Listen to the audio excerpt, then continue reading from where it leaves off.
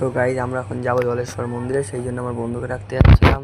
তো আমার বন্ধুকে রোহিত নামে যে বন্ধুটা আছে সেই বন্ধুকে ডাকতে গেলাম। তো ও রাজি ছিল, তো আমি আর আমার হোন্ডা বাইকটা নিয়ে বেরিয়ে গেলাম। তো যাওয়ার পথে এই বাংলা বাড়িটা দেখতে পেলাম, ভাঙা বাড়ি, যেটা কিনা অনেক বছর আগের তৈরি হয়েছিল। তো এর পাশে দেখতে পাচ্ছি আরও ভালো ভালো বাড়িও আছে। তো এই বাড়িটা অনেক আগেকার, তো এর সাথে আর একটা বাড়ি যুক্তও আছে, সে ভেঙে পড়েছিল। তো পাশে আর একটি বাড়ি আছে, রান্নাঘর দেখাচ্ছে চলুন। তো এই যে হচ্ছে সেই রান্নাঘর বলে মানা যায় এই ঘরটির। তো এই যে মন্দির চলে এসেছি প্রায়, ওই যে মন্দিরের চূড়া দেখা যাচ্ছে এবং এই যে মন্দিরটি সিঁড়ি, এবং তো এই রাস্তায় ঢুকবো বলে আসলাম।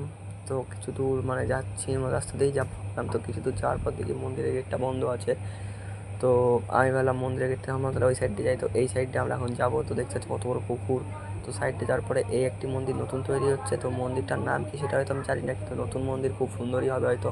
তো আমি এই মন্দিরে চলে আসলাম। তো এই মন্দিরে দেখি যে এখনও মন্দিরটা খুলেইনি, সবাই ওয়েট করছে। তো তারপরে আমরা পুকুরে চলে আসলাম। পুকুরে দেখতেই পাচ্ছেন কত বড় পুকুর। তো গাইজ এই অবধি আমাদের ভিডিও ছিল, ভালো লাগলে সাবস্ক্রাইব করে দেবেন। বাই।